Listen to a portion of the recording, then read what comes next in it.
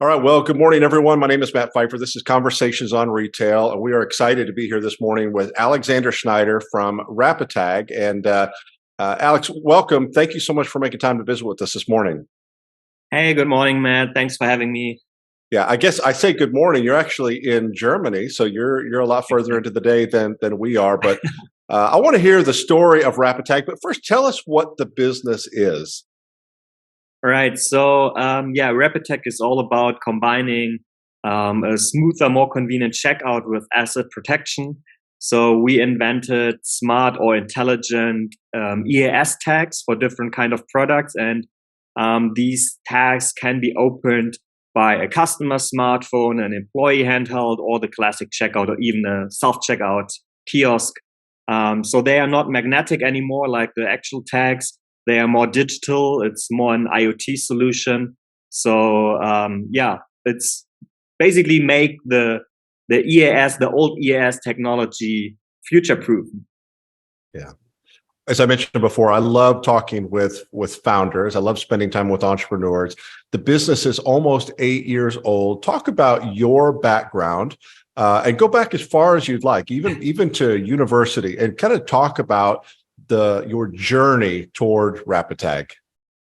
Yeah, so university is a good point. I studied business psychology with a focus on consumer psychology. So why are people buying stuff they don't maybe want or can't afford?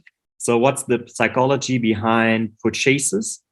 And then I worked with different management consultancies, mainly in the retail environment, inventory management, losses.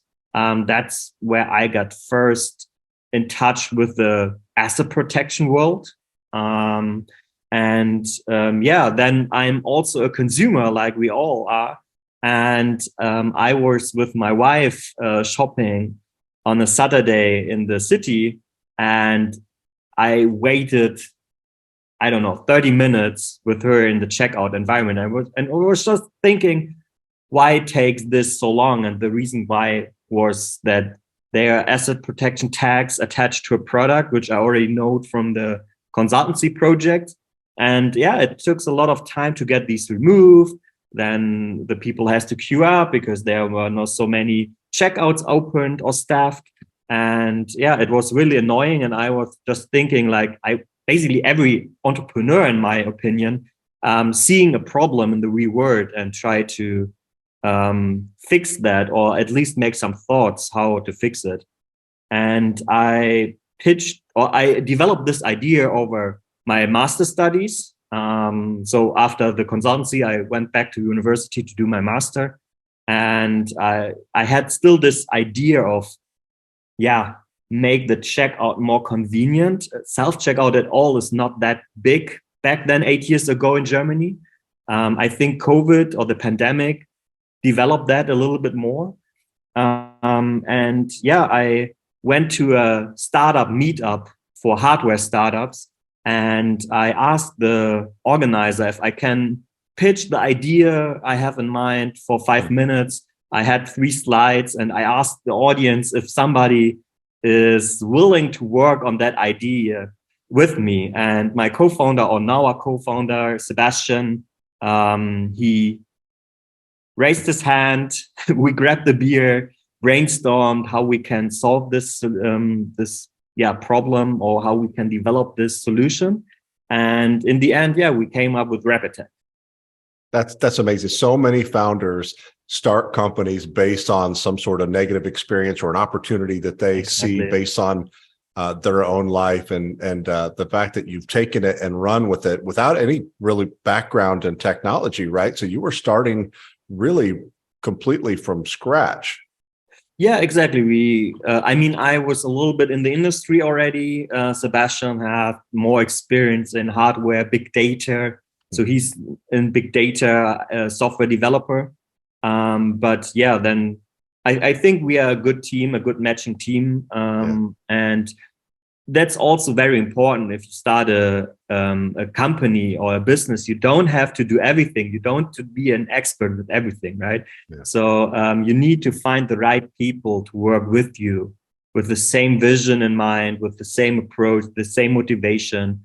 But you don't have to do everything by your own. Yeah. How long did it take you to come up with your very first functional prototype? I would say 2 months roughly with the first prototype. I mean, today there are so many opportunities. You have 3D printing, you have very fast supply chains where you can order the first samples or prototypes or electronics. And yeah, we really started in the garage. And we had our normal jobs, good paid jobs, and we worked on that on our free time on the weekend. And then we found, well, we had this idea in the first prototypes, and we pitched that to a big customer electronics retailer, basically our European Best Buy, if you want. We pitched that idea to the innovation department, and they said, "Oh, awesome! We just launched a self-checkout project. We just started a startup incubator.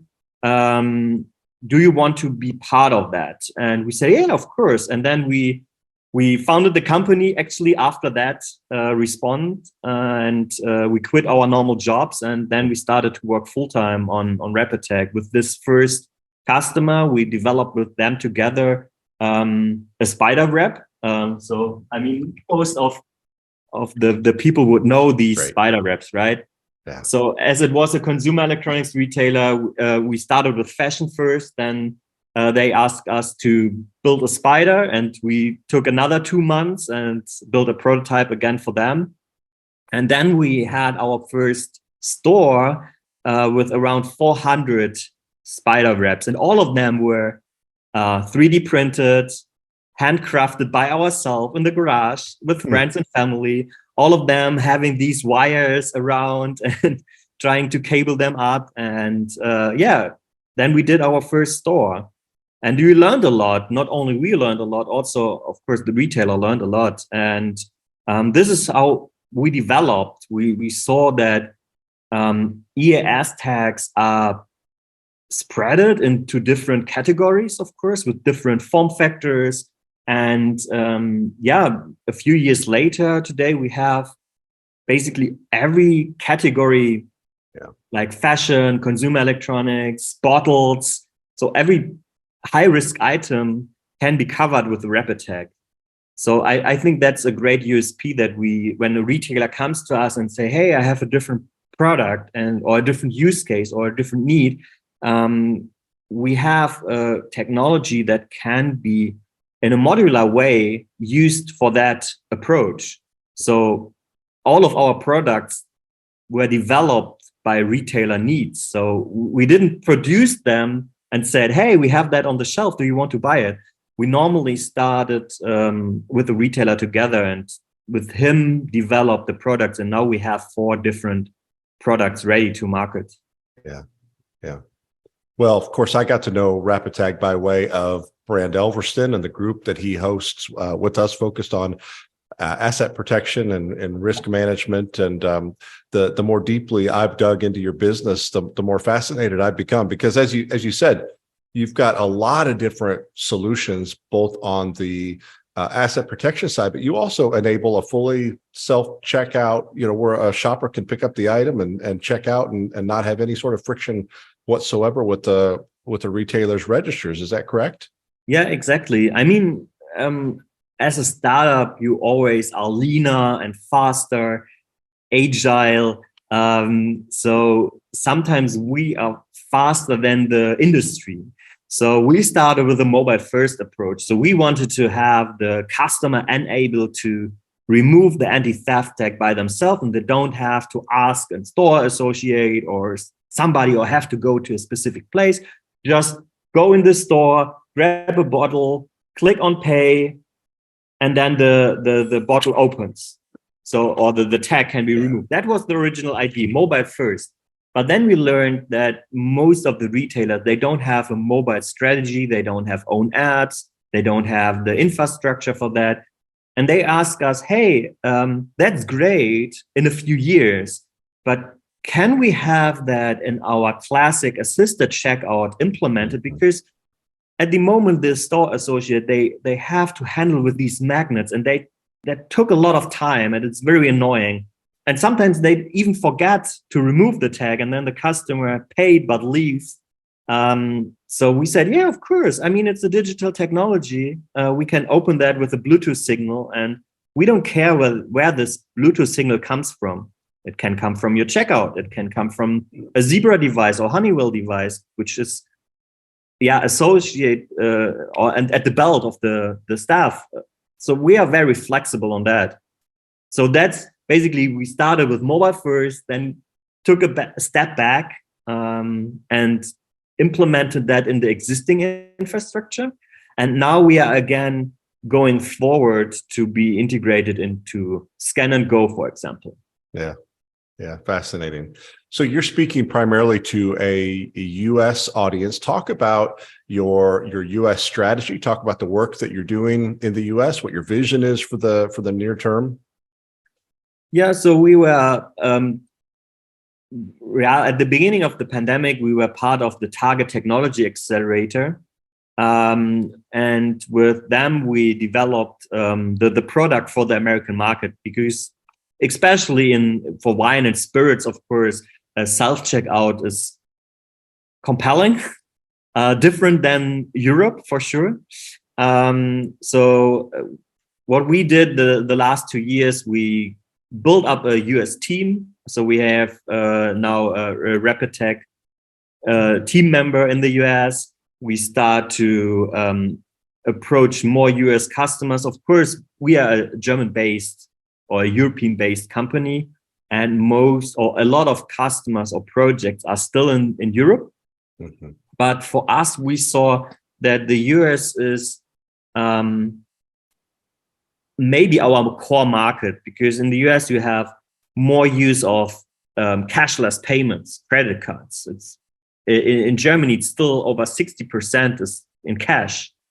You have more mobile. You have an audience or a consumer base which is more open to new technologies.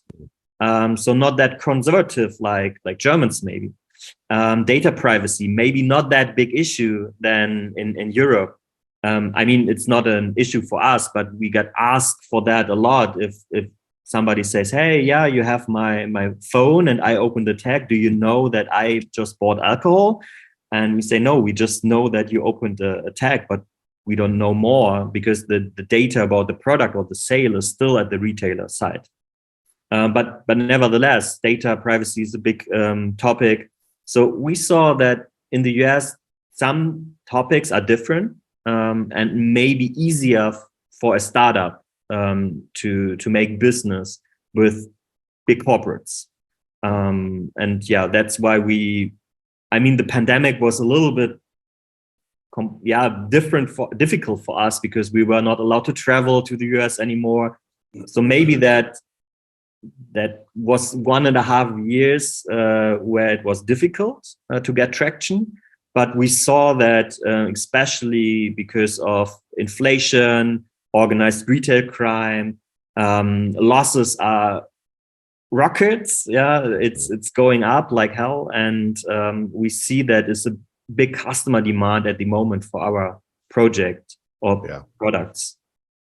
I was going to say the same thing. It seems like your timing with respect to entering the U.S. market is absolutely perfect with, theft and organized retail crime seemingly out of control, and a lot of retailers throwing up their hands and leaving markets altogether because they just can't get control of it. And there's always this balancing act between, brand talks about this kind of being accused of being the sales prevention department instead of the loss prevention department. There's always this balance between how do you control the theft of a product without just destroying your ability to sell it. And I feel like what you have is such a creative solution where a product doesn't have to be locked, inside a case and completely inaccessible, where a shopper would just walk away from it. you got the ability to secure it and at the same time make it really easy for that shopper to purchase it. Yeah, that's our vision. I mean, if you talk to asset protection folks, it's always they love friction because friction reduces theft. Yeah. But the customer behavior changed, the experience changed, they don't accept anymore this type of friction. If you have a same day delivery, why I should queue up for 7 minutes or 8 minutes? So yeah, we really see that that the world is changing, not only on theft or criminals, that this is raising what we see. Also, I mean, we always believe in the green shoppers, right? That we trust the people, we trust the consumers. I mean, of course, there are some people who are not that trustful, but we don't want to make it more difficult for the trusted, for the known customers, which is still the majority. But on the same hand, you need to protect your business. You need to protect your profits, your margins. And yeah, that's what we want to solve, that we want to solve these two parts. We want to get the security without the friction. Yeah. I don't know how much you want to share about the things that you're working on right now, but I'm curious as to what you have learned, especially in the US market. Obviously you've spoken about this. There has been an acceleration, a lot of it because of the pandemic and a lot of trends at retail. But what are some of the things that you've learned, particularly in the US market, and what is some of the innovation that has come from and is coming from those learnings? So what we learned is that that we are not an asset protection product.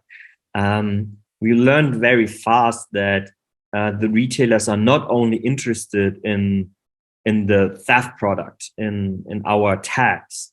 We learned that the retailers are more interested in the insights we generate, which is in the beginning, or was in the beginning for us, more like a side product, that the tag itself is generating data.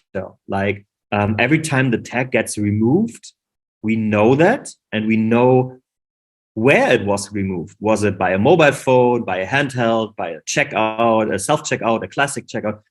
We know the timestamp. That was obvious data for us at the beginning. But then the retailer asked us, hey, if the tag is attached to a product and this product is now in the shelf, we have a battery saving algorithm that brings the tag in a sleep mode when it's in the shelf. So to save battery or energy, after 20 seconds, the tag falls asleep. And if somebody grabs the product now, it wakes up again. Brilliant. And the retailer said, hey, this wake up signal is great. Can you store that data? Because then we know the awareness, how often the product was picked up and what was the conversion to the checkout in the end. Did 8 of 10 people pick the product up, have it in the hand for 3 minutes, but only 2 of them bought it in the end? Yeah. So we learned that this data is also valuable. And it wasn't for us in the beginning, but of course, now it is a big part of our return on invest in the end. Yeah.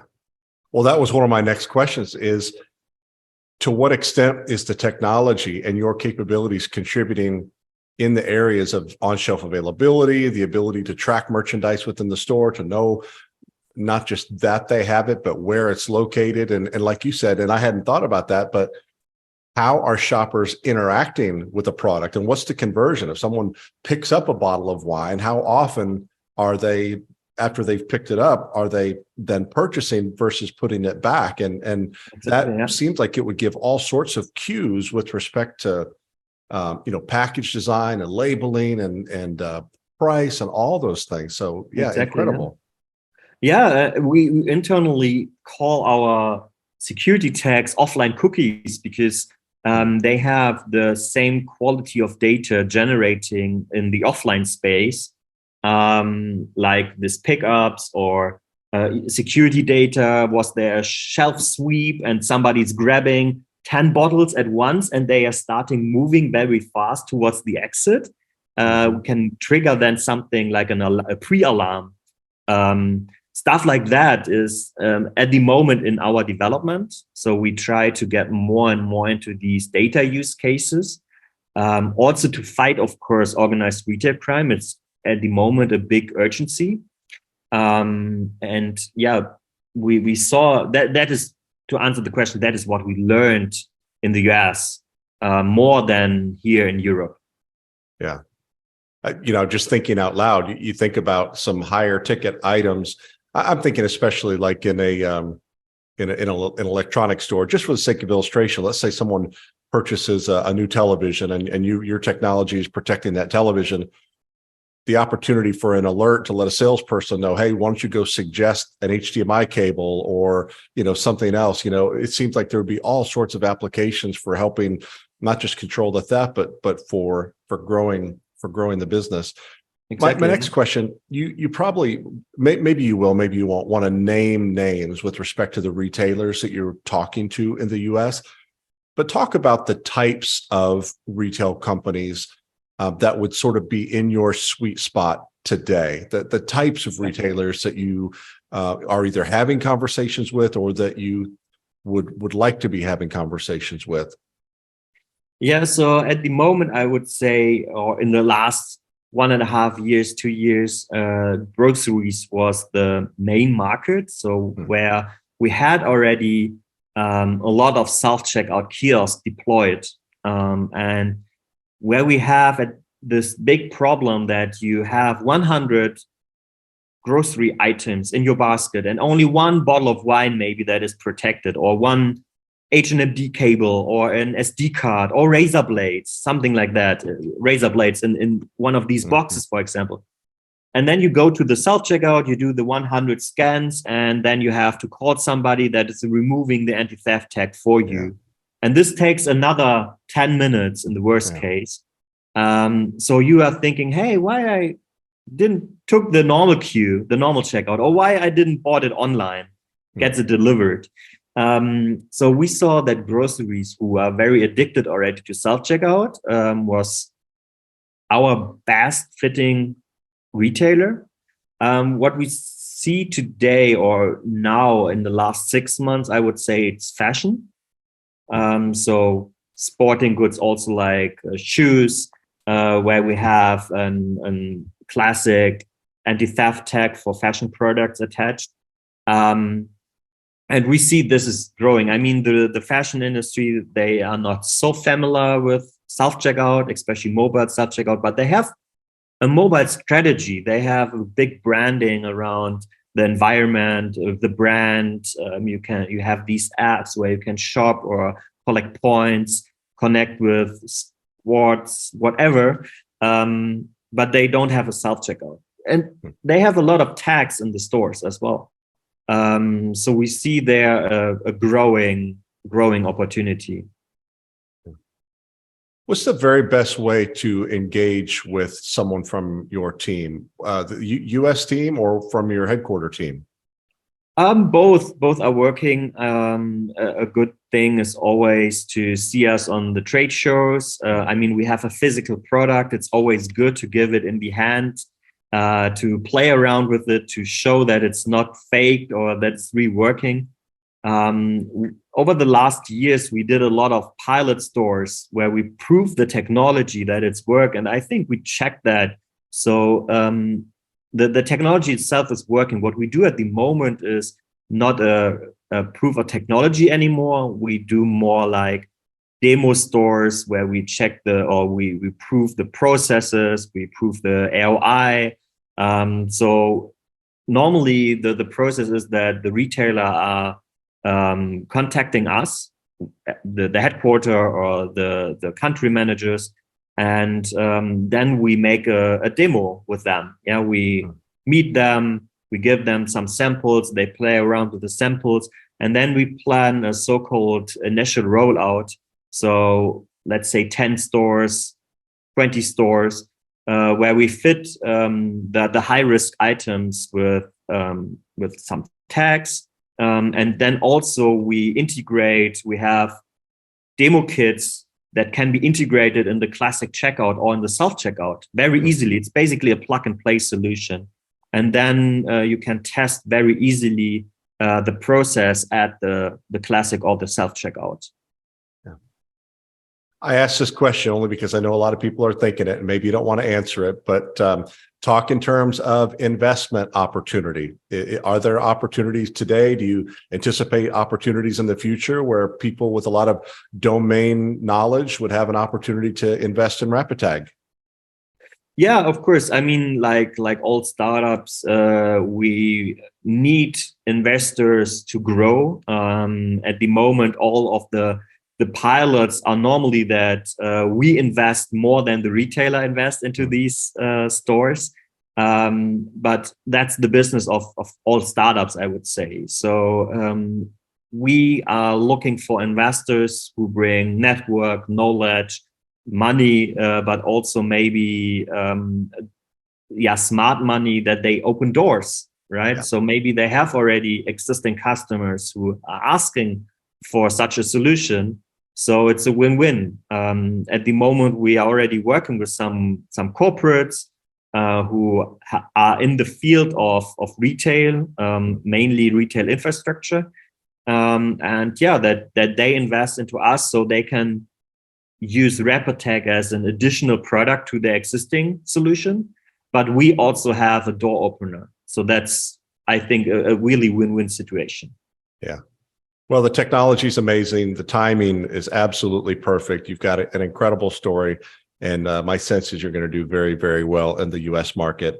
Alexander Schneider, founder and CEO of rapitag. You can learn more at rapitag.com. And I would encourage you to connect with Alexander and some of the folks on his team on LinkedIn and to start a conversation.